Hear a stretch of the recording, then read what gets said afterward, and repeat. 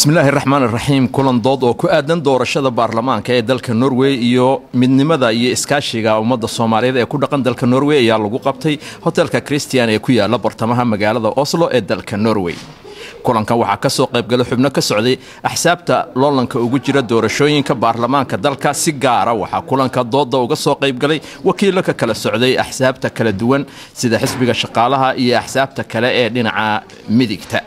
sidoo kale waxa kulanka ka soo qayb galay Soomaali badan oo ku dhaqan Norway gaar ahaan caasimada dalka Oslo waxa iyaguna halkaas fikradda ku aadan hanaanka doorashada dalka ku soo jeediyay xubno ka socday ururada Soomaali iyo ajnabi isugu jira oo dooda kulanka ka doona jira waxayna dhamaantood ifiyeen sida ay lagama maarmaanka u tahay in codka la bixiyo oo fursadda laga faa'iideysto.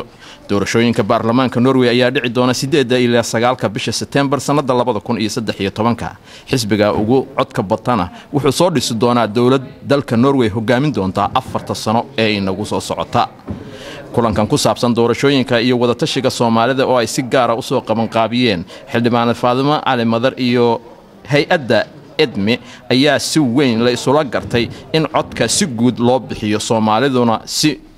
isu midowdo sidii ay bal codkooda ugu gorgortami lahaayeen oo ay markaasi meel uga soo wada jeensan lahaayeen. doodahaas oo dhamaantood noqday kuwa si aad iyo aad looga faa'iideysto ayaa waxay ku soo gabagaboobeen is-afgarad wanaagsan oo halkaas ku soo dhamaaday.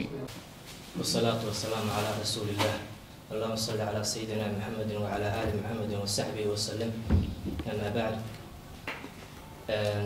mahad gaar ah iyo mid guudba waxaan u jeedinaynaa Allah subhanahu wa ta'ala ee isku keenay madashan noo sahlay inaanu is aqbalno isku yeerano is ajiibno waqtigeena qaaligaana aanu goobtan kaleeto ku wada isticmaalno. haddii intaas aan hoos u daadego waxaan si gaar ah mahad ugu celinaynaa Indi iyo Faadimo Madar oo ayagu noo saamaxeen xagga economicalka inaanu goobtan iyada ah helno. waxaana leeyahay way ku mahadsan yihiin qof kastoo Soomaaliya dadkiisa doonaya inuu u ahaado figure ama hoos jooge khayr qaba waa loo baahan yahay. dadkuna ayaga la rabaa inay eegaan maxaanu ka baranaynaa previous history ama taariikhdii hore. mawduuca guud salka wuxuu ku haynayaa doorashada dalkan ka dhacaysa 8-9 September. waxaan bilaabaynaa marka doodeedii ku saabsanayd yani doorashada iyo faa'iidada ay noo leedahay. makarafoonada hortiina yaala way furan yihiin. waxaa ku xiga Ismaaciil Dheere oo ka socda asaguna Taya Party koox la yiraahdo. Shirdoon Dr. Shirdoon ayaa fadhiya. Ali Maxamed Muuse oo ka socda Wamo National Party. waxaa asna fadhiya Ali Maxamed oo ka socda Ka Express. Ciro oo ururka dhalinyarada ka socda. Dr. Cabdiraxmaan Shaad oo ka socda Khaatumo State. ahna aqoon-yahanadii hore ee rugcadda hagaha Soomaaliya marka si gaar ah asaga waxa uu siinayaa credit gaar ah. dhammaantood way isma yihiin waana walaalo aan ku soo xulanay inay bulshada u yihiin iftiin iyo shaane. kuwa badan oo idinka kamid ah oo mudnaa inay halkaan yimaadaan way fadhiyaan ama kaba sii lahaaba khibradda siyaasadeed iyo midda da'ba laakiin falilah hamdu markaan ilaahay u gartay. su'aasheena waxay ku saabsanaanaysaa sida marka horeba ay ku socotay meesho dooda ah maxaa faa'iido noogu jira doorashada dhacaysa 8 iyo 9 September ee gabagabadeedu dhici doonto 6 ilaa 7. doorashadaas ku eg 9 September ee hoggaanka oo isbedelayo maxaa faa'iido noogu jira haddaanu nahay society-ga Soomaaliyeed ee meesha degan mataqaana ay qusayso mustaqbalkooda iyo jiritaankoodaba isbedelka dhici doona. hoggaanka dowladnimada ee Arvice Party haddii la tuuro hadday soo noqdaan hadday noqoto inay partition la noqdaan xisbi kaleeto awood ku filantay waayaan xisbiyo kale u yeertaan annaga ka Soomaali ahaan inta ay nagu yeelanayso raad way fiicnaan lahayd su-aashaas inay kow bilaabato waxaan siinayaa marka Dr. Shidon kusoo dhawaado bilow bulsho hadday meel joogto waxaa habboon inay ummadda ay la joogto ay tahay dad ka mid ah ama qofku inuu ummad khayr beel yahay oo ka maqnaan marka waxay la tahay waajibna tahay dadkeena halkan jooga oo ilaahay halkan keenay inaynu meeshii masiirkeenu inuu ku jiray danaheenu inaynu raacno waxaan ku darayaa intaa dadku aad ba wax ugu wareereen waa dhegeysanayay dadkan aynu u codaynayno waxay ku kalgedsan yihiin marka bidix iyo midig baa la sheegaa waxaad arkaysaa ninka halka dadka akrinayay inuu yiri intigeen oo manfold ma hayn manfold maxay tahay intigeen waa taqaanaa in la isdhexgalo manfold yaa yaqaan diversity wax la yidhahdo waa inay kala taqaanaa erigaas marka qolada kalena waxay waa laba group oo xisbiyada waddanka u kala lagu kala garan karayo qolana waxay aaminsan tahay dadku inuu la kala gedisnaado haddana la isdhexgalo waa sida fikradana waxaa laga keenay Canada iyo America laga keenay waxa weeye waxaad arkaysaa bulshada ku nool Maraykanka iyo Canada inay Soomaali meel degan tahay dadku waagi hore meesha asal ahaan mushkil baa inuu ku kala gedisay qolada waxa weeye qolada waxaa la isku mideeyaa Faransiiska iyo aad isticmaal Spain iyo waxa weeye waxaa hilmaan همت كم من نقطة تحت لغة برنس حوي هذا وش كبح فقط مركا قلنا كنا وحنا مسنت هاي حوي وما تني كنت سناته لكن كلاقه باتر ورنير البحر النير نولا بشلا سلا هاي كلا سرنت بأمسين كانوا كلي تذكر Soomaali وحنا ها عديين لكن يا لو عديني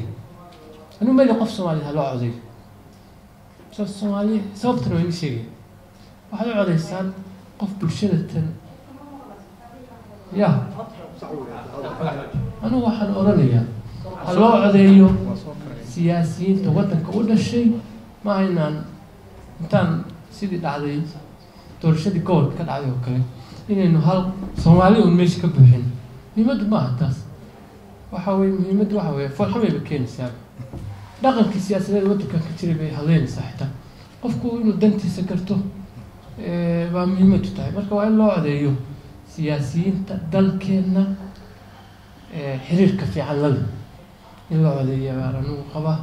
sababtoo ah nolosheena halka kan waxay ku xiran tahay nolosheena wadankii ma la fahmo السلام عليكم ورحمة الله وبركاته aad baa mahadsantihiin shirkan aad soo sharafteen su-aashiisa ugu muhiimsanna tan imikana dhex taal oo kulligeen aynu ka wada qaybgalayno raggii hawshaan laga mudnaabaa iga hor muuqda marka kuma sii fogaanayno laakiin inta aanu haddii alla ka dhigo nagaga ekoonaato ayaanu soo jeedinay inta aynaan u gudbin dalta aynu ka leenahay waxay tahay in la isweydiiyo waxa doorashadu tahay iyo macnaha ay ku fadhido sideedaba sida walaalkay hore uga dhawaajiyey dalalkan caalamka hadeertoole hogaaminaya ama galbeedkoo dhan ama dalkan aynu joogno waa dalal ku abtirsada hanaanka dimuqraadiyadda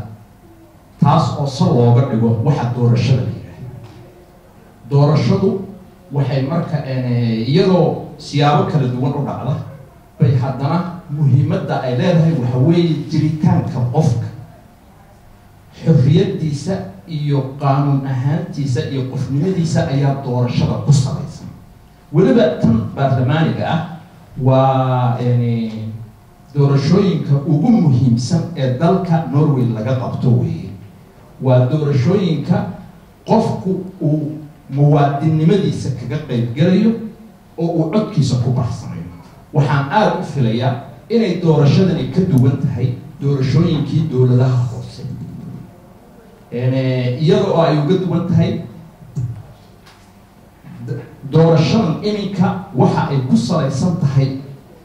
danaha dadka iyo dalka Norway ku salaysan tahay exactly وهاجك haddii aynu doorashada markaas qiimaha intaas la-eg aynu kusoo koobno oo jiritaankii qofkuba uu ku xiran yahay maxaa anagu hadda Soomaali baynu nahay haddana noshka status quo baynu nahay maxaa dana noogu jirta dawladda noogu jirtay waxa weeye qiimaha uu qofka noshkaha leeyahay baad adigu leedahay qiimada ay dalkan ugu sugan tahay ama ugu fadhido bay adigana kugu fadhidaa sidaa darteed bay lagama maarmaan ka dhigaysaa marka ugu horeysa inaad u soo istaagto oo aad codkaaga ku xisaabtanto oo aad codkaaga la shaqtimaado waa cool marka aanu leenahay maxaa dano noogu jirta waxaanu ka hadlaynaa dhibaha nagu haysta dalka maxay nooga qaban kartaa doorasho waxaan baleeyahay doorashada unbayba ku xiran tahayba inaynu dhibaatooyinka jira ka baxo sababtu waxa weeye doorashadan waa doorashadii baarlamaanka ahayd dowladda lagu doortaa ama xisbiga guuleysta oo dowladda soo dhisay afar ayaha ummadan hogaaminaya iyadoo lagu dooranayo axsaabta barnaamijyada ay ku talagalsan yihiin inay dadka ku dhaqaan marka qorshihii dalka lagu maamulayay haddii aad ka maqnaato hadda adigaa isgabay cid aad wax ku eedo ma jirto sidaa darteed bay muhiim noogu tahay Soomaali ahaan in aynu codkayaga kaga qayb galno oo dhinaca kale su'aasha iska haysatay oo ah in aynu u midownana waa qayb kale oo sii xoojinaysa in codkeena aynu la soo baxo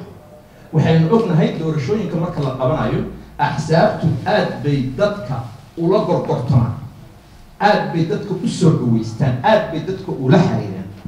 laakiin inta badan ballanqaadyada la isu sameeyo xilliyada doorashooyinka ma hirgalaan waqtiyada dambe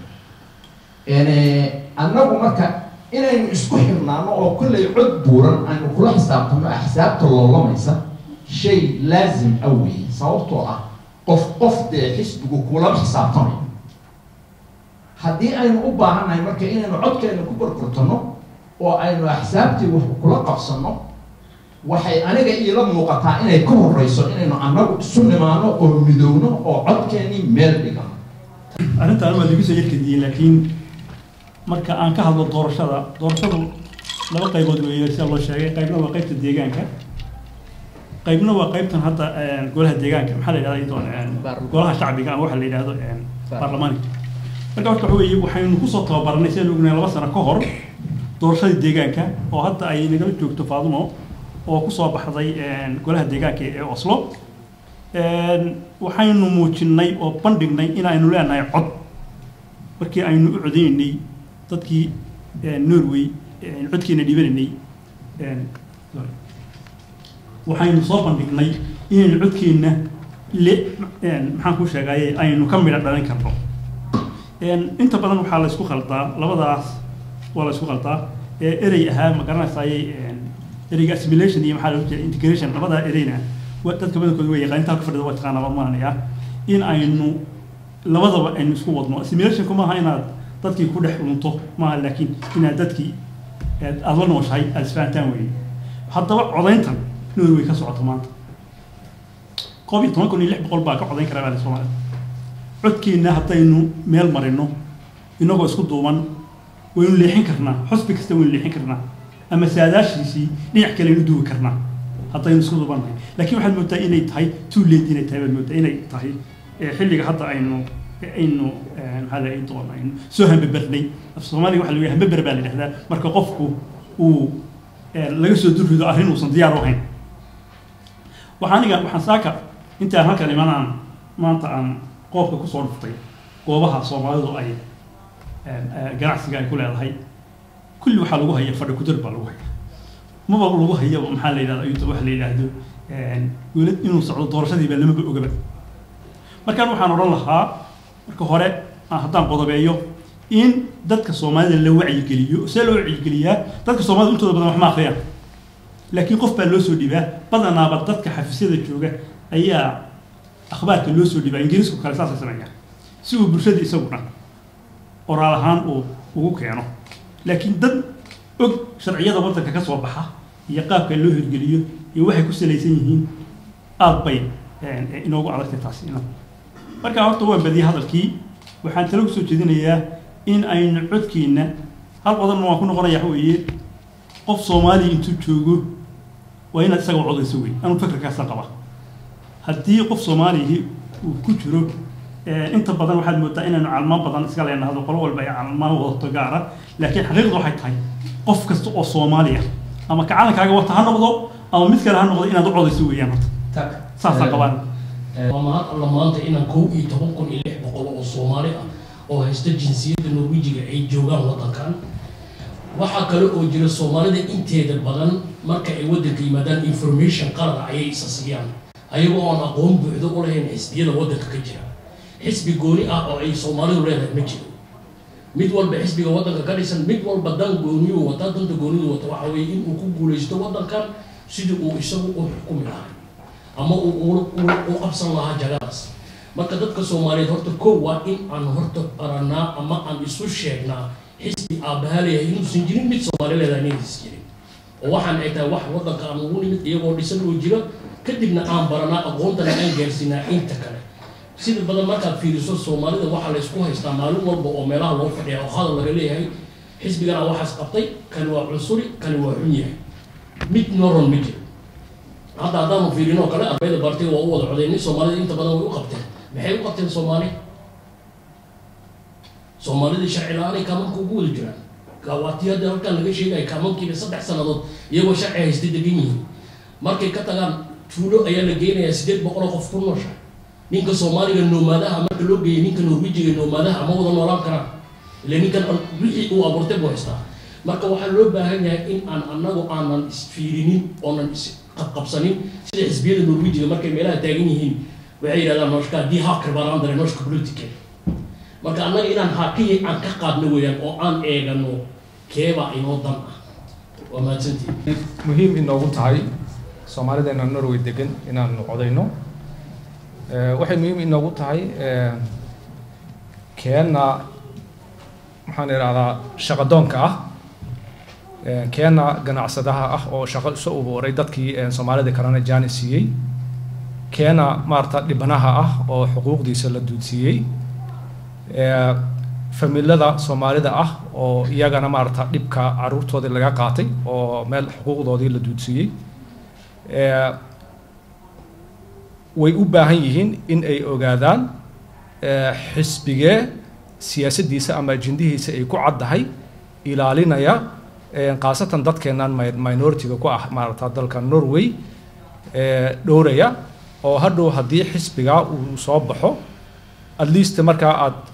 kor u qaadayso jaaniska ah in adigoo minority waddankan ku ah aan xuquuqdaadii ama fursadii aad waddankan ku lahayd maarata aan la gaabin ama aanan meel looga dhicin marka sidaa aawadeed ayay muhiim inoogu tahay Soomaalideena dhammaanteennaba in aan mobilize isku sameyno shakhsiyaadka ama organizationada iyo dadkeennaba aan isku xirno in aan bilaawno campaign-ka ah in dadka laga dharjiyo xogta xisbiyada kala duwan siyaasadaha ay maarata ajendahooda ku cad si loo badiyo tirada Soomaalida u codayn karta una codaynaysa xisbiga markaa danta dadka Soomaaliyeed ee waddankan ku nool in ajendihiisa ay ku caddahay oo kordhinaya jaaniska in maarata ay inoo malmarto taban kusoo ururinayo alaykum warahmatullahi wabarakatuh horta ahmiyadda ay leedahay doorashadu kulligan waa isla qarsanahay in aan ka qayb qaadano doorashada ahmiyad weyn bay noo leedahay Soomaali ahaan waxaa la sheegay 11,695 qof oo Soomaaliya inay codayn karaan laakiin dadkaasi waa ashqaas ma aha dad codkeedu uu midaysan yahay xisbina saameyn ku yeelan kara taa waa inaan fahno ka Soomaali ahaan dad isku xidhan ma nihin anigu xisbi baan u codaynay adigu xisbi kale aad codaynay isla xisbigii baynu u wada codaynaynaa codkeeduna ma midaysan macnaha ma aha waxaan la gorgor aan la meeltegi karo oon ku gorgortami karo marka aan waxaan ku dhihi lahaa ma habboon tahay codkeenna inaynu qaybino laba xisbi oo soo kala jeeda oo hoyri iyo Venstre kala ah inaynu ku kala biro haddaynu hoyraha wax ku weynaysa in Venstre ku soo baxno sababtan taa u leeyahay waxaa waaye doorashadu waxay ku bees garaysan tahay xisaab la yidhaahdo probability probability-na waxaa salwa waa taqaanaan baa laga yaabaa baashan la yidhaahdo laadhuuda waa 1 ilaa 6 haddaad kor u tuurto 1/6 waayo chanskaagu doorashaduna ama kaba dhignaba inay tahay waxa tartamaya hoyla iyo venstre bidixda iyo midigtu inay yihiin chanskeennu haysana waa 1/2 labadaa mid unbaa soo bixi marka ma isku dayno inaynu inagu isqaybno inagoo danteenna iyo interestaheenna fiirsan dadkeennana aynu mobilize garayno codkeennana uu noqdo mid aynu ku gorgortano taasaan ugu dhihi waxaan rabaa inaan mid dhaliilan jeedin waa jeclahay mid waa laga wada hadlay oo doorashada inay dan noogu jirto horta cid walba way sheegtay dhaliisha waxaan jeedinayaa ururada meeshan Norway ka jira iyo waxaan jeedinayaa dadka noogu jiray xisbiyada ee aan dooranay 2 sano ka hor sababta aan jeedinayno wax kale ma aha shacabka Soomaaliyeed shacab dulman waay halka waa ku dulman yihiin wadankooduna waa ku dulman yihiin maadaama marka ay dulman yihiin waxay u baahan yihiin dad u shaqeeya dad isu keena dad maaragtay danooda ka hadlay u baahan yihiin waxaana samayn kara waxa weeye dadka magacyada ururada la baxay ee lacagaha soo qaataan nooc waxba ku soo qaataan hadda ninka daaya su'aasha aan weydiinayay isma weydiinayn ujeedada aan weydiinay waxay ahayd in uu jiro mar walba dhaqaale loogu talagalay ajaanibta oo la soo qaato ayaan muujinaya aniga ururka rabta noqotaan ururkaas maraay waxa loo baahan yahay marka ururada Soomaaliyeed way ogyiin meesha dhaqaalaha ka qaataan waraaqana way diraan lacagtana way helaan nooca ku helaan inkastoo topic wuxuu u qosay waxa weeye doorasho laga hadlayaa iyaga dadku soo keeni kara iyaga sibnaarada qaban kara because marka anaga doodno oo sibnaarada qabno oo soo dhawaanayna waxna wada qabsanayna laakiin shacabkan Soomaaliyeed duurka isaga jira maartay waxa weeye eed korka la saan qaladka waxa iska leh dadka awood u helay inay dadku soo keenaan soo keenin taas markaan ka baxo doorashada faa'iidadeeda waa laga wada hadlay dabcan waa leedahay faa'iido badan ay leedahay maalin kasta dadku waxay ka qeyliyaan caruuraan ay qaatay waxyaalaha oo fiirin waxa jirto in dumarka Soomaaliyeed lagu shaqeysto idinkeeda ogeyn laakiin indirect slaves inay yihiin waxa laga yaabaa inay la yaabtaan marka ergaas niraado dumarka Soomaaliyeed xafaayiday bedelaan waayeelkay qaadaan lacagtii ay xeerta ku qaadanayeen waxa looga dhigay mushaar looga dhigay faasti loogama dhigo xogaa markay joogaan waa la ceeriyaa waa loo baahan yahay waa meeshii dawladdu waa meeshii kumuunka waay cid ka dooda ma laha dadka xisbiyaduna ugu jira kama doodaan ururada kama doodaan waxaa loo baahan yahay marka anaga inaan istaagno wixii dan aan ka wada hadalno dadka awood waxaan u leenahay inay dhaqaaqaan loo baahan yahay waana ku qasbantihiin in la doorto meel u socotaana ma jirto waxaan maleynayaa carruurta halka ku dhalatay inay carruur kusii dhashaan maleynayaa intaan aan garanayo kulleyba third generation aan jirnaa aniga already marka insha Allah waxaan rajeynayaa hadalku aan ugu badiyay doorashada waa in la doorto waa lagu qasban yahay nin walba xisbigu siraado maartay wadadku wax uu qaban kara ha isaga rido laakiin bal doorashooyinka dambe aan ka fikirno wiigaan ma maleynayaa in wax lagu qaban karo ama santiin doorashada jirto waxaan inaan ka socday arinku yiri uu soo jeediyo aan ku taageersanayo oo ah codkeena inaynu meel wada marino oo aynu codkeena ku gorgortano waa loo baahan yahay laakiin waxaan kaga aragti duwanaa codkeenu ma qaybsan karo waayo waxaynu nahay 11 oo wada socota waynu ku gorgortami karnaa waxaynu samayn karnaa inaynu ku gorgortano laakiin xilligan aynu maanta isu nimid maaha xilligii habboonaa waxaa habboonayd inaynu Soomaalinimo isugu nimaadno waqti ka horeeya xilliga aan doorashadu soo gelin aynu sii tabaabushaysanno inagoo oo abaabulan oo xusbiyada la xisaabtami karaya oo xusbi walba hor fadhiisanaya in aynu arintaa la tagno taas aynu sanadada dambe aynu dhicin kan maanta aynu dhacay maahay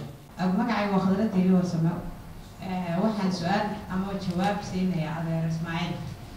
adeer waxa tiri ama aad ka dhawaajisay maxay helay dumarkeena Soomaaliyeed xafaayad ay bedelaan taas waxaa keenaysa aqoon darro aanay luqadda aqoonin marka luqadda waxa loo yaqaano ama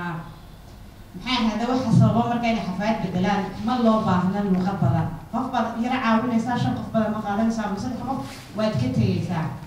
markaad ka tagtid qofkii hadlaanad waxaa isugu imanaysaa keliya in lagu yidhaahdo maxaa qofkaas maanta cunay ama maxaad siisay waxaad usii gudbinaysaa taa neersta waad ka tagtay تكلي maxay heday in la siiyo shaqada barnaamij looga dhigo dumarkeenu samir ma lahayn shaqada bilowbayna laba bilood oo practice ku shaqaynaysa waad ka cararaysaa first base waa cusuriyeen marka taas ayaa keenaysa laakiin waxaan hubaa dumarkeenu ka shaqeeyaan way dhaamaan raggeena goral la tagan heelatin maalin walba hadda tusaale ku dheeraado anigu muhiim muddo aan ma shaqeynin meeshaas shay xafaada lagu bedelaan ka shaqeeya way iimaadaan khadrayso binaad noogtii waxaan ku dhawaayay keensada laba bilood ama laba wiil ka yar bay kaga tagaan waa runta haddeen ka hadalno okay ha ka tagaan garadan markay imaado waxay uga tegayaan carruurtu markay xanuunsadaan ama riwaayad inay kaga tagaan dee way ku qasbayna shaqadii ka tagaan yaa ku doonaya qof illah maalinba waxaan haystaa carruurtii ma haysta idhigan haystaa ma carruur bay ka xanuunsanaysaa cidi kuma siinayso shaqataas waana isku sheegno tusaale yaroo kale haddaan idin siiyo maalin dhaweyso waxaan marba ka shaqeeya dukaan garoland ku yaala waxaan furaa 10 subaxnimo waxaan ugu imaadaa waa inamo Soomaaliyeed ama odayaal waaweyn oo Soomaaliyeed maalintii igu caloosha xumeed waxay ahayd markii laba sheekaysanayeen wuxuu yidhi war walaal waa la xidhay xarig baa diyaar wuxuu kii kale ku yidhi imsa lagu soo tuuray laba bilood buu ku yidhi waxaan sugayay markaas inuu dadka kala waaniyo idhaahdo maxaa kugu dhacay ونيو خلطات بيربيرين كي كلام حقو جواب أنا أفر بلوضة حاجة يسويها والقص بيجاري والوي جاري فريان ضاقم تنري أيام بهاش أنا هجاجتني أنا هجاجتني وده هكون نقضي على الحمد أنا كقاضي ما نتسولف حي لا أهيد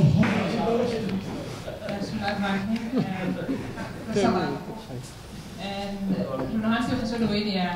kelmadda aad ku noqoteen isku duubnida in Soomaaliya isku duubnaato codkooda meel hayso waxaan aad ugu farxay inaad aad ugu leedahay kelmaddaas waayo waa run waa la isu baahan yahay in la isku duubnaadana oo waxa keliya aynu waddanka kaga badbaadi karno runtii in la organise gareeyo oo Soomaalida la organise gareeyo wax loo baahan yahay inuu baahan inuu ka shaqeyno waayo Pakistaantu way isku organise gareeyeen maadaama ay organise gareysan yihiin tiradooda ay badanta waa laga baqaa runahaantii aad baa looga baqaa siyaasadda markaan gudaha ku jiraan gorfaynayno markay arrinkaas uu Pakistaanida galo waa laga baqaa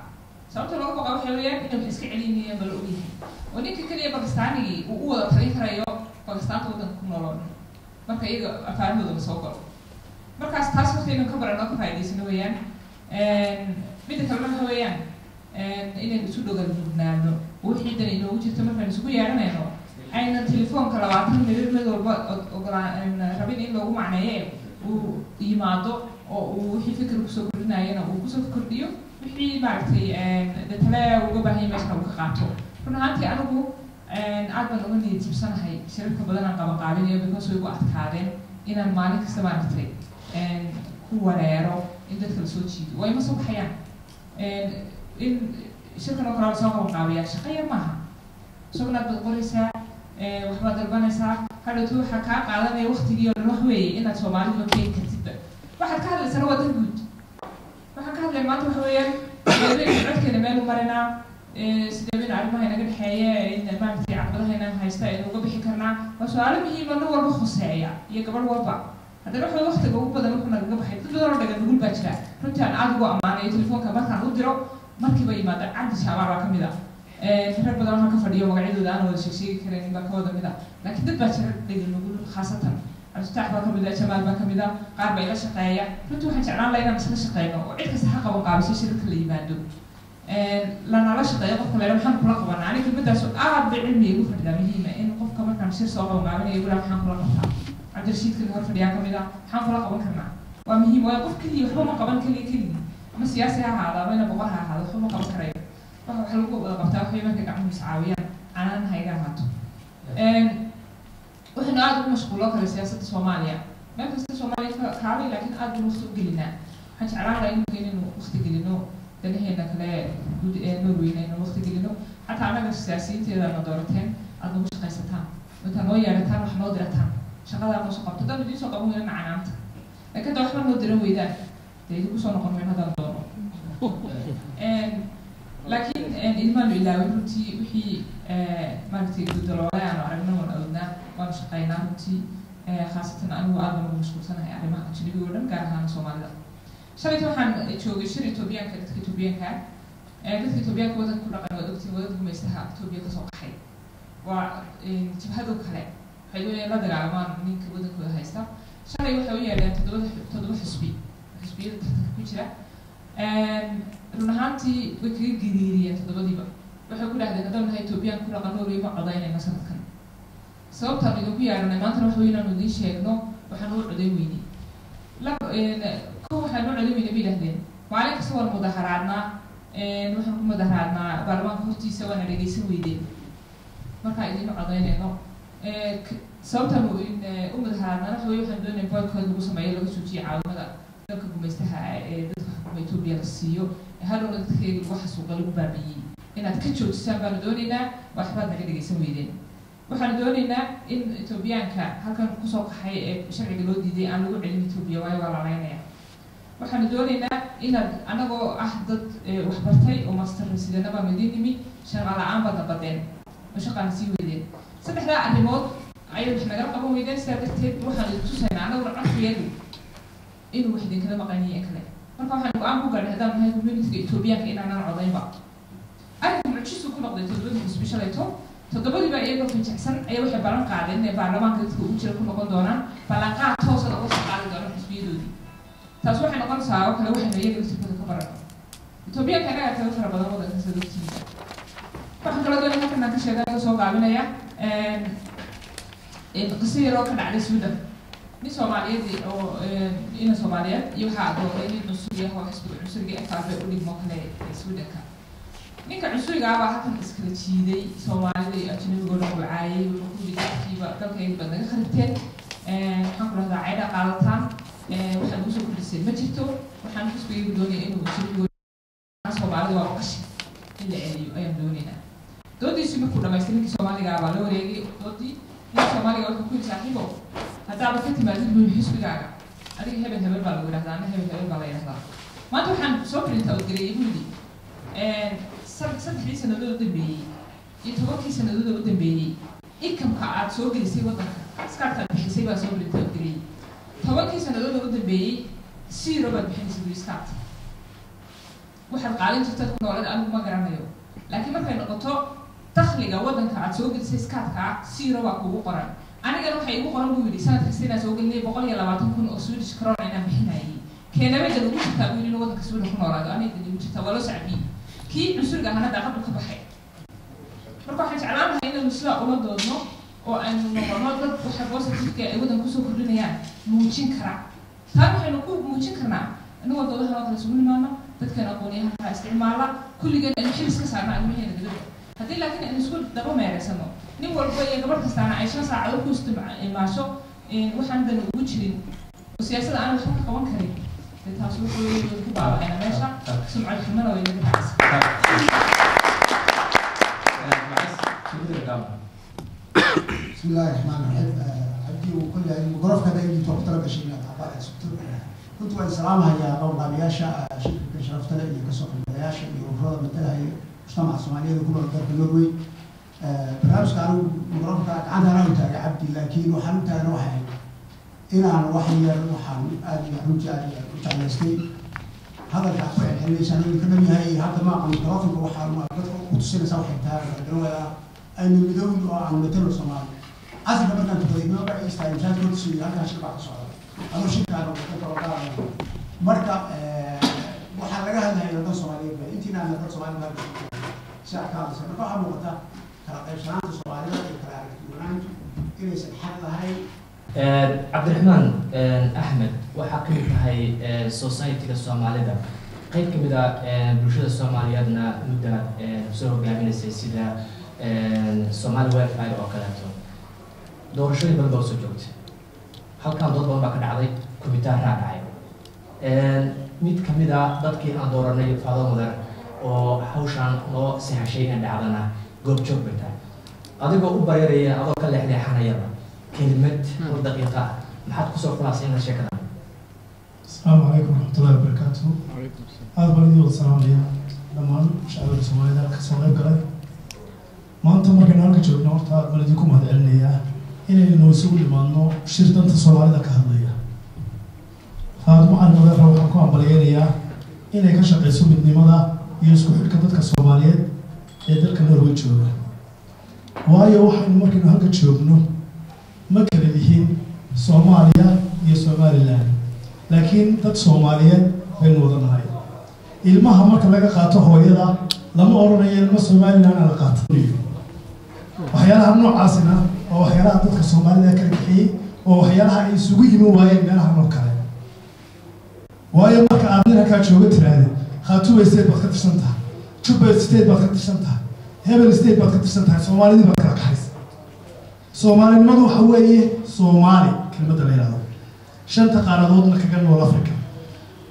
jabuuti kenya ethiopia somaliland iyo soomaaliya kelmadda aynu sugu nimaadnaan oo afka aynu ku wada hadlayna ee soomaali waa dhiiggeena marka waxa aynu danta naga dhaxaysa ay tahay markaynu dalka Norway joogno inaynu kelmadda Soomaaliya qiimeeyno inaynu kelmadda Soomaaliya ilaalino inaynu sharafta ubadkeena iyo hooyooyinka iyo caruurteennaba aynu sare u qaadno dhammaantii waxaan ku tahniidinayaa inkastoo maanta wajiyo cusub oo badan halka iga muuqdaan shirar badan oo Faadumo la galay aan joogin ina shirarka dambe iyo qabanqaabyada dambe aad nagala soo qayb gashaan magacaynu halka ku joognaana Soomaali yahay Soomaalnimada kor loo qaado la iska dhigo ta aynu ku kala qaybsanahay ee dalkii taala dhammaantiin aad baad mahadsantihiin waa mahadsantahay marka ugu horeysa waddankan waa ku noolnahay horta waana ku qasbannahay sida loo hogaamiyo in badan oo Soomaaliyana positive way shaqaystaan ilmooda waxbarta jaamacaday ka wada baxeen waxyaalo badan bay heleen dhinaca positive-kana fiiriya dhinaca negative-kana fiiriya ha fiirina dhinaca negative-ka marka waxaan ku noqonayaa dadka meesha danta loogu jirto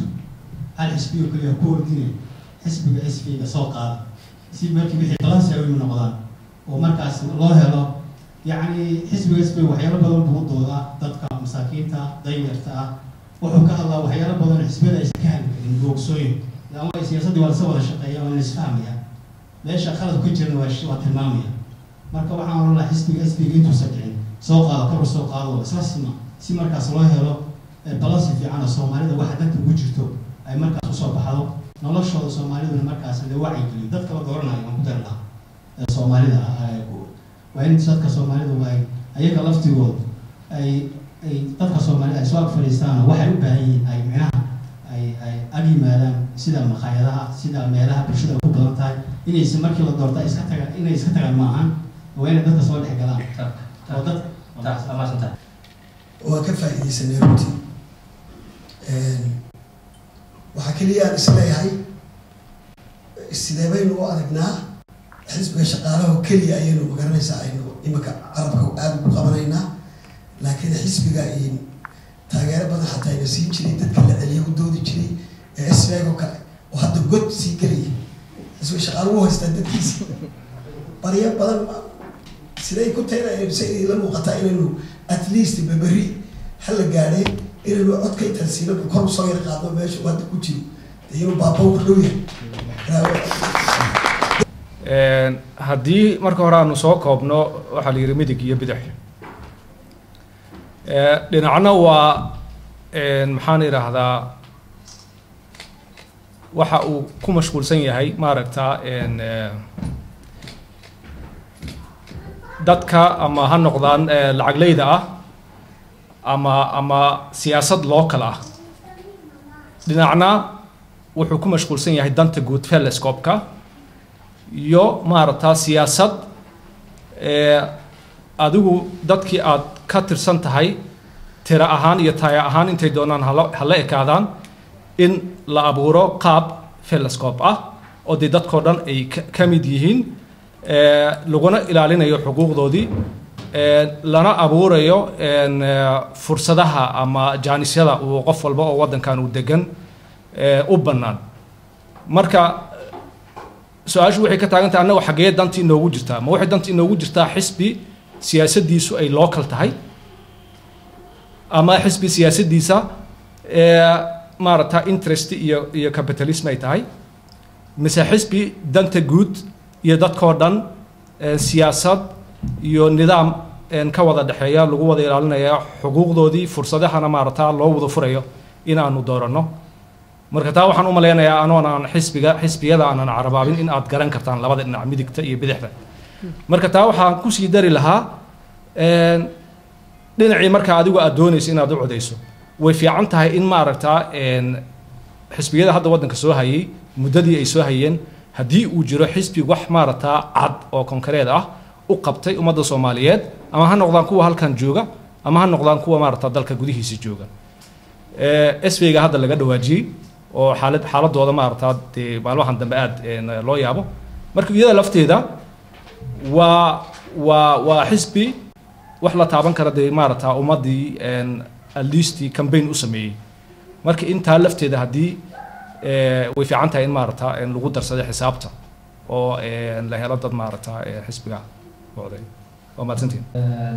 علي محمد كان اكسبريس ما دام marka hore xisaab ku dhigtay bal hadda xisaab kale ku dhigtay horta waxay ku xidhan tahay adiga dhinacaad ka fiirso laba sibaad u bandhigi kartaa su-aashaadii laba qaybood baa loo dhigi karaa mid waa mid shakhsiyeed midna waa mid guud midkay dantu noogu jirtaa haddii la yidhaahdo ama xisbigee baa kee ah datre shakhsiga angalku ka fiiriyo interestigiisa qofkani ma ganacsada qofkani ma dadka Soomaalida qaarkood qaar baa extreme qaar waa liberal qaar way kala duwan yihiin marka shakhsiga ay ku xidhan tahay angalku ka fiiriyo laakiin haddii la fiiriyo labada xisbi bidix iyo midig ba haddaan u kala qaadno laba ideology oo kala duwan bay aaminsan yihiin kuwana waxa weeyaan muxuu ahaa ii sheeg diversity ama multicultural bay aaminsan yihiin kuwana assimilation bay aaminsan yihiin in Norway baa timid Norway ku midan dhaqankaagii ka soo tag tuur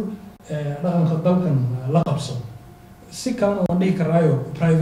privatization way aaminsan yihiin qaarkood iyo public waxbarashada oo kale haddaan kasoo qaadno qolyaha bidixda waxbarashada caafimaadka iyo waxyaalaha dhan ee cadaalad oo dhan ama sinaanta iyo cadaaladda baan dhahna israacino in wax dowladdu ay gacanta ku hayso ay noqdaan bay aaminsan yihiin kuwo kalena waxay aaminsan yihiin in privatization laga dhigo iskuullada oo kale in laga dhigo private anigu waan iskuul furto idinku waad iskuul furtaan yani waa sida loo kala jeeb sarreeyo iyo interestiga ku xidhan tahay marka qofka angalku ka fiiriyo iyo xisbiyada ku kala dooran kara waa shakhsiga laakiin ka Soomaali ahaan si guud markaan u fiirino inagu dad iska jeeb yar baan nahay marka xisbiga ay noo turayaan iyanu dooran karaa baan dhihi karaa laakiin markii aan dhinaca kale haddana kasii fiirino aan soo daba dhigno dhibaatooyinkayna haysta innaga ama Banaban ha noqoto ama dadka ku dhibaataysan ha noqdo waxa aan sheegayno iyo codkaynu ku gorgortamayno saameyn kuma yeelan karo haddaynu hadda u wada codayno Arbeider Party kaba soo qaada ama SV ama qolyaha bidixda haddaynu u codayno ma kula tahay inay wax ka bedelayaan waa maya sababtaa shuruuc baa taalla u baahan in la raaco wiilkaygii baa la qaatay ama gabadhaydii baa la qaatay xisbigaa baan u codeeyay hay siiya maaha yani inaynu fahamnaa fiican codkeennu macnaheeda ma aha inuu wax ka bedeli karo waxaa laga yaabaa in una xisbigaas xisbiga aad u codaysay meesha aad joogto una saameyn ku lahayn inaynu waxyaalo badan fahanno waa muhiim laakiin mar walba codkeennu ha noqdo mid isku xidhan mid saameyn leh markaan ka hadlayay arman codkeenna qaybinaana ma aha maanta ma qaybin karno codkeenna sababtaa innagii waan isku xidhnay saameynteena iska yar laakiin mustaqbalka aynu isku dayno inaynu noqono dad siyaasadda si dhibli uga qayb qaata si aynu bulshada uga dhex muuqano inaguna aynu wax isugu tarno ama qof Soomaali aan u codayno ama yeena aan u codaynin laakiin danteena meeshii ku jirto dalkan baan ku noolahay noloshaaynu dalkan ku noolahay ayaa inooga muhiimsanta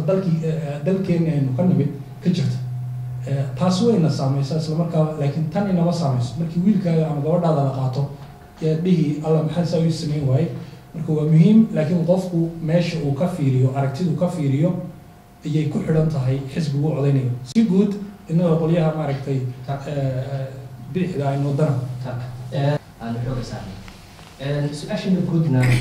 kee weeye xisbiga aad is leedahay Soomaalidu codka ha siiyeen kuna noqo komitaarkaaga hore oo xoogaa laga daadaji bismillahi rahmaani rahiim horta labada dhinac kala sheegay saacad baan ku sheegay 1961kii waa madaxweynihii Cabdirashiid Xasan Sharmaarke wuxuu tegay Russia Soviet Union marka wuxuu yiri anigu markaas waxa la isku haystay Warsaw iyo NATO waxa la isku haystay wuxuu yiri anigu ma capitalist sababtoo jeebkaygu noo buurinaa waxba ma haysto soomaaliduna dee waad garanaysa waxaan malay waxa weyn ma haysto marka dhinacaan horta ina ka xiran dhinaca kale miya dhinaca kale anigu waxaan odhan lahaa si kooban hadday tira waa sheegay siyaasi waddankan u dhashay oo saameyn ku yeelan kara nolosha dadkeenna wayna doorto soomaaliya hadda ninka madaxda uga ah waddankan xisbiga maxay ahayd fenestre bartimiya la yidhahda buu ka yimid waa ninka soomaaliya uga mas-uulka ha sahlanina xisbiyada yar waxaad fiirisaan xisbiga ha fiirinanina markee xisbiga weyni kuma arkayo adiga xisbiyada yar oo indheheenu qaban karaan kuwaas horta waa nin ku talin lahaa maaragta iyo shakhsiyaadka lala xiriirka dadkeenna iyo dalkeenna waxaan u malaynayaa nin siyaasi ah wuxuu odhanayaa aniga soomaaliya ay dooranaysa anuu kaas doortaan ku talino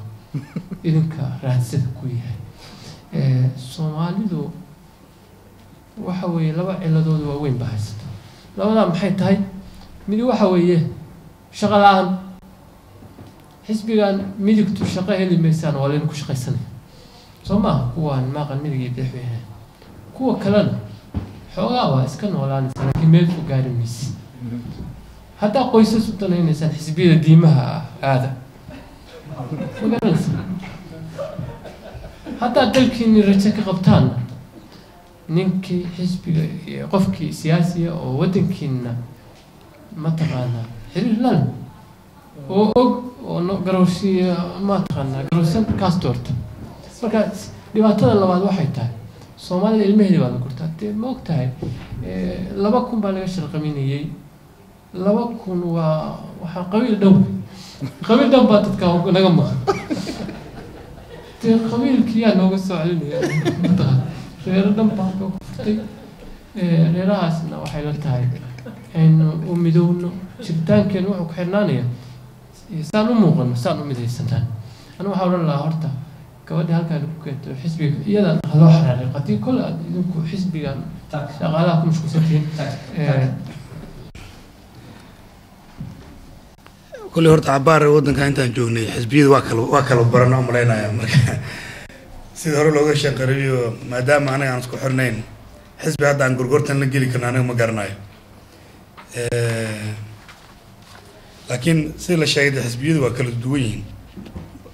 ميدو ميد بوداما مركا كل يوم أنا اسكو مساكين اسكنا يدكوا إن هرا مدورن جون ماسك دورن دونا دي لهذا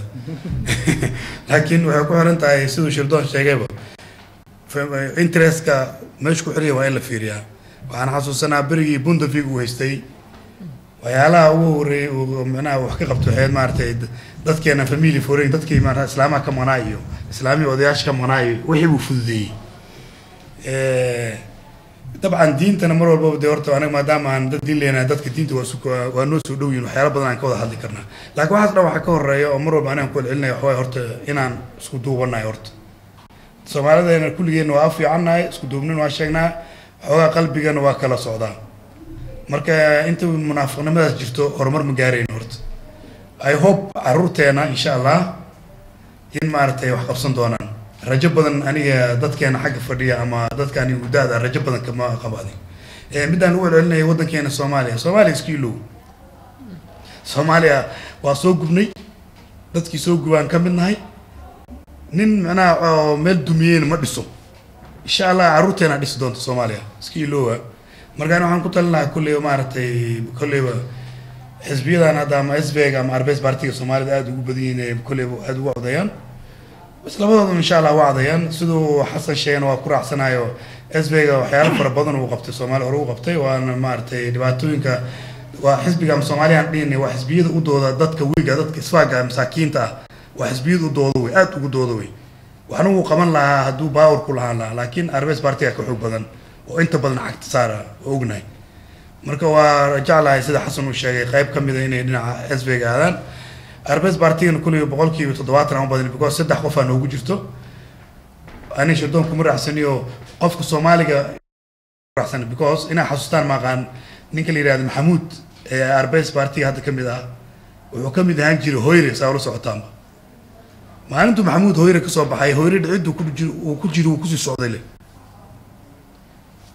dad isku duuban ayaga ahaayeen dabcan wuxuu la galay heshiisuu la galay dhowr kun uu la tegey wuxuu aga soo baxayna kulli wax xasuustina umaleyna qofkan xasuusina waxay ahayd ajnabigaa la xisaabinaya first party keenay ayuu aga soo baxay hooyraha ku raacay inaa xasuustaan xagga waxaa fadhiya malaynayaa siyaasiyiinta ka warhayaan arrintaas marka qof soomaali inuu noo galo waa fiican tahay at least qofka soomaaliga ah qodob annaga noo dan ayuu keenaya aniga sida midaan ii sheegay biisu kumii soomaaliya ani waxaan biisu ku ahay Groenland intaan deganahay carruurta intay degan tahay aniga inaa hortaas fahamtaana loo baahay soomaaliya ha noo dambeyso annaga meeshaan aan deganahay dhibku intuu naga hayaa carruurta la qaataa shaysa intaa laga qaatay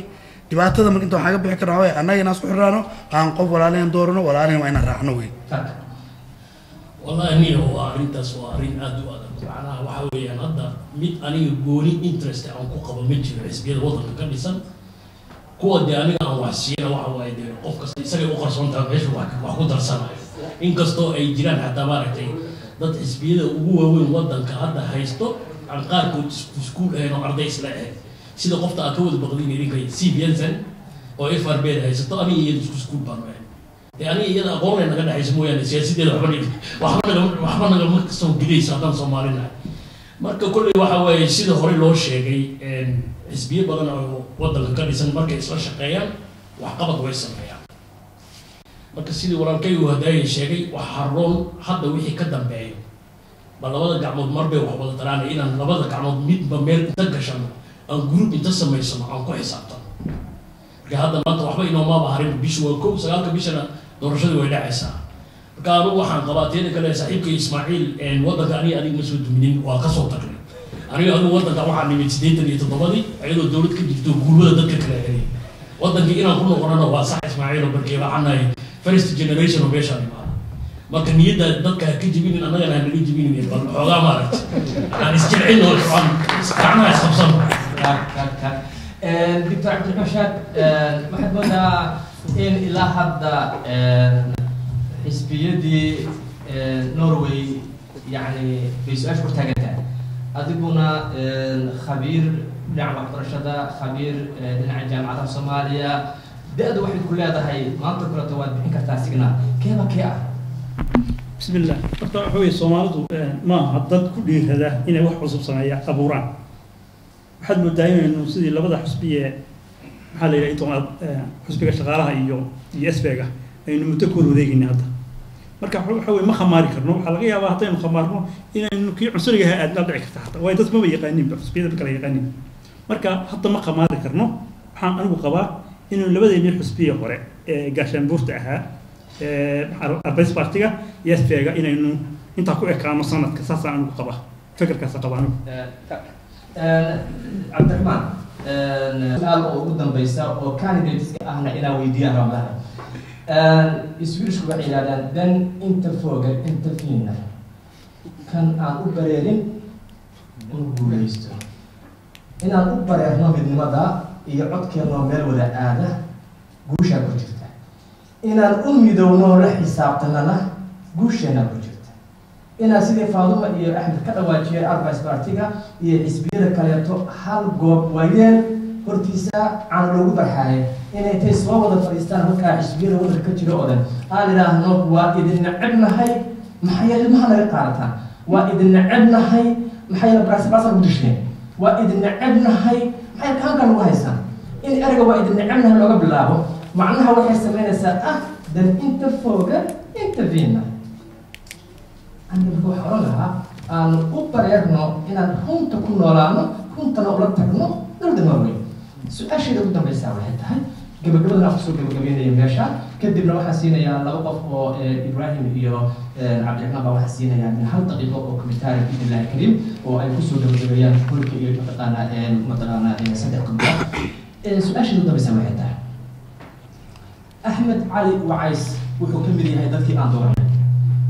باشا موسى وحكم ذاتك أندورني فاطمة مدر وحكم ذاتك أندورني سعيد وحكم ذاتك أندورني نين كلاتو أو محمد عبدي كامل وحكم ذي هاي ذاتك أندورني اسكو صدق كوا هراء oo aan dooranay iyo kuwa cusub oo hadda jooga iyo kuwa imaan doona ee dhiigooda fresh yahay alisha waxayna maxay tahay amaanta waxayna maxay tahay kusoo dhawaada kan koowaadna waxaan siinayaa cabdiraashaad maxaan u haynaa dhaliil iyo ammaan musharaxa laga Soomaaliga ah fariintana soo gaartaa mar walba markaan qof dooranayno inuu ka shaqeeyo u shaqeeyo danaheega بسم الله horta waxa fiican marka hore qofka intaynan dhaliilin ama aynan dadka Soomaalida waxa leeyahay dad dhaliishana ku degdega baa la yiraahdaa amaantana ku degdega baa la yiraahdaa intaynan labadaas horta aynan gelin horta marka hore waxa fiican in aynu qiimayno waxa ay qabteen marka golayaasha lagu qiimeeyo hal qof fikirkiis ma noqonayso marka haddaan hadda anigu idhaahdo faadmo waan dhaliilayaa ama maxaan ku sheegay wax waan dhaliilaya haddaan idhaahdo waxay noqonaysaa fikir hal qof bay noqonaysaa waxaa fiican dhaliisheenu inay noqoto mid midaysan oo ah aynu qiimayno oo ka doodno bay noqonaysaa doodan waxaan u arkaa marka hore dadka Soomaalida hadday yihiin dad isku duuban markooda hore oo golayaal ay ka doodaan leh waxaan qabnaa inaynu heli karno su'aasha markiiba laakiin waxa weeye innagii ayaa waxayna lahayn golayaal aynu isugu nimaadno aynu ka doodno oo aynu ku qiimayno dadkii aynu dooranay marka xaggeena ka imanaysaa dhaliishu marka hore inagu aan yeelano golayaal aynu isugu nimaadno oo inagu qiimaynteeni wadana aan la nimaadno marka golaha waa ka bax musharax intaan gelin waxaan horta aan arkaa waxa way haday waxu maleynaa hadalkii aan soo jeeday qalad iga fahamtay daliil ma qaladna macnaha ma lahayn dumarka Soomaaliyeed xafaayada bedelaan markaan la kama wadin macnaha shaqadooda tilmaamayo dumarka Soomaaliyeed dhaqaatiir leeyihiin sikabaleer leeyihiin macallimiin leeyihiin laakiin waxaan dhaliilayay dawladda jirta ayaan dhaliilayay aniga waxaan dhaliilayay waxa weeye dad shaqaysta oo mushaar qaata oo shaqadii qaban kara oo luqad iyo waxba aan lagu xirno shaqadii si wanaagsan u qabto ayaa xuquuqdooda la duutiyaa taas ayaan ka doodayay aniga because waxa aan markaan shaqeeyo ama xafaayad aan bedelo ama dhulka aan bedelo dabcan waa la ii baahan yahay kumunkii waa ii baahan yahay aniga lacagtii yareed oo yar oo xayrta qaadanaysiin waxaa laga dhigay aniga mushaar laga dhigay anoo la siin karay full mushaar oo xuquuqday la siin karay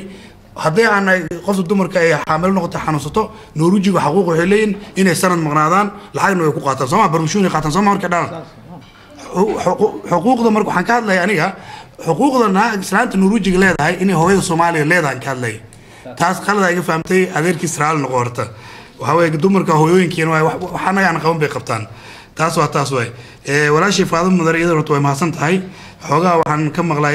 inay ku yiri daashay shirarka ay qabanayso waxaan ku sheegay waxba daalin shirka qabtay waxa qabtay waa guuleysanaysaa horumarka ama Norway ka arato ama China ka arato qof ba gaarsiiyay marka dambe oo ku guuleystaa marka wadan ku ilaa waxba daalin taas oo kuwa maartay dhiirigelin insha Allah waxaan soo jeesanayaa mid ma dadka amaan ma leeyihiin mismala kulli horta Cabdiraxmaan baa dhameeyay dibka wuxuu ka jiro waxa way anaga way because مثل فاضل أنا لا فريدي يو شايب كي وإحنا لا فريدي هذه عقوي ناو قرني ساي ما كلا ويري ساي هي أنا لا فريدي مركان دليل هاي إيجا ومنا واحد قطر عنك شيء مركورة هذا هي دليل هاي أنا عنك في أنا هاي وأنا بوس كود الصبح هي بوس كود أنا كقطع وأنا لا ترتما وأنا بوس كود قرا لكن أنا هذا وقت وين تبرنو وين إيش نوجو جيران وإحنا نوقف تامبرتو وأنا كأمانة لكن وحنا هاي تلاقينا سينو وحساني قلدن وحسي قبت لكن دليل ورت مش مجرتو بس دليل وما بهين نوع dad badan oo xawaas ani Soomaali wahay tawar uma hay gabadhaas hadaashi meesha sigaartay soo inuu ma hadalno aan ku taageerno wixii fikirno ku tarno dhalin ma jirto laakiin waxaan ku talnaa haday labadooda waxay ka dhawaajiyeen inay laba shir ka qayb galeen oo ajaanib ka qalbi Ethiopia iyo xamuleena Sri Lanka ina sheegteen oo mareenaya su'aasha markii meesha taalo xisbiyadan loo yeertay ma shacabka Ethiopia intay soo baxeen la hadlay xisbiyadu yiri noo imaada mise dad ama iyaga siyaasadda ugu jira ama urur leeyina u yeertay wasaasha haddii ay tahay urur iyaga ka mid ah ama siyaasiyiina u yeertay tahay dee anaga ururadan iyo siyaasiyiinta naga maqan ilaa shacabkeena waa tii hadda gabar adeerku ka sheekeynayso 2 bilood la xiraay 4 bilood la xiraay ku hadlayeen inay xisbiyo u tagaan uma yeeri karaan idinkaan aniga rabaa inaa xisbiyada noo balmisaan noogu yeertaan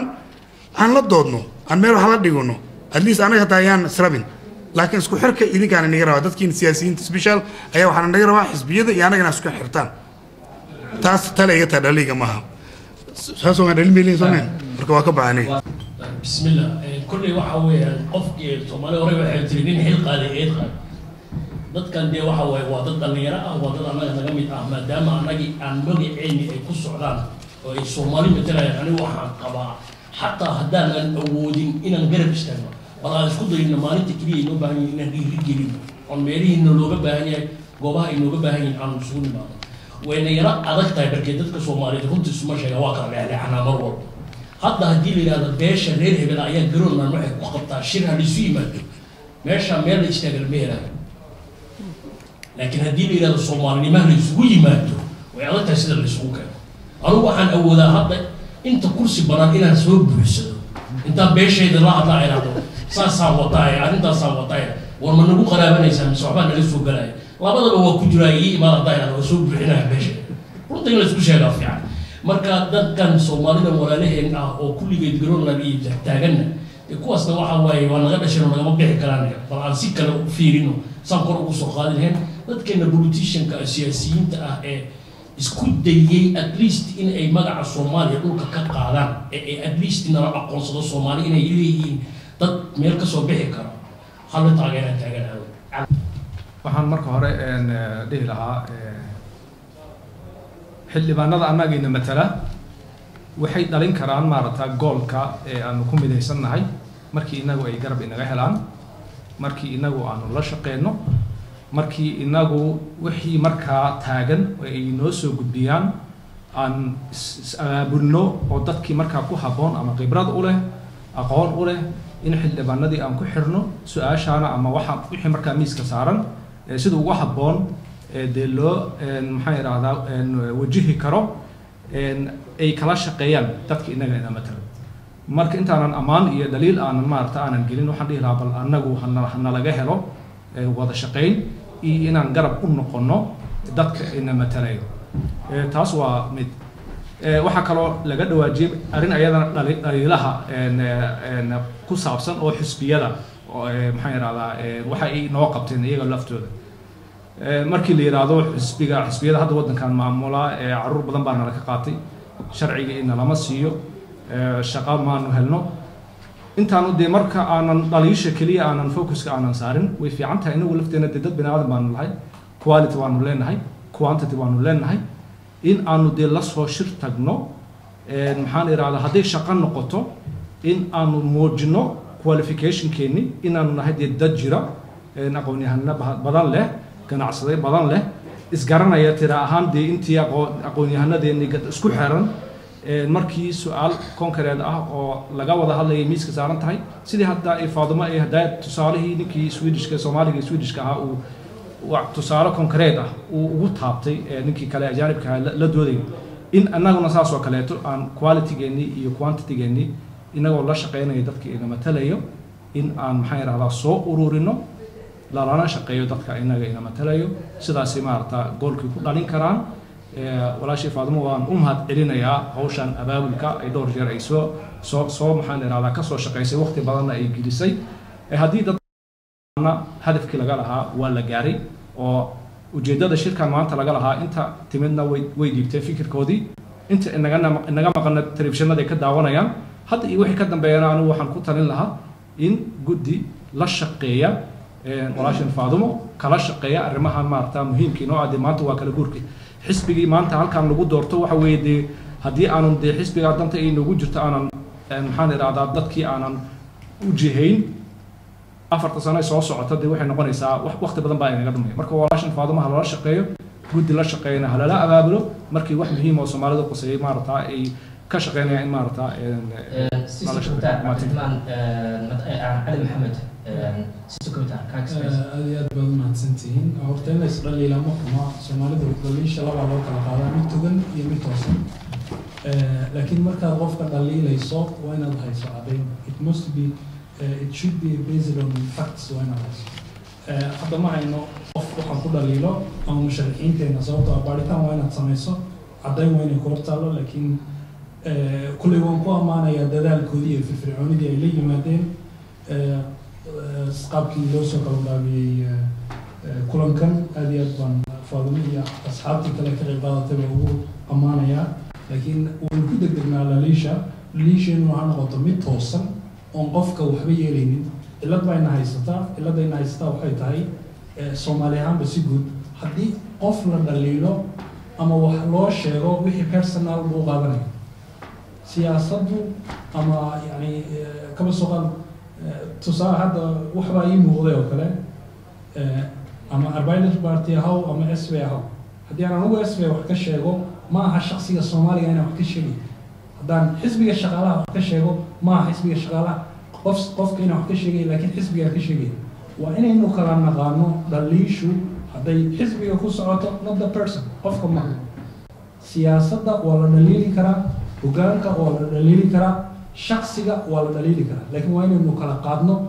dhaliisha nafteedana waa inaan personal loo qaadan meeshana laga soo qaaday marka aad baad u mahadsantihiin dabeecadana aan badino waa mahadsantahay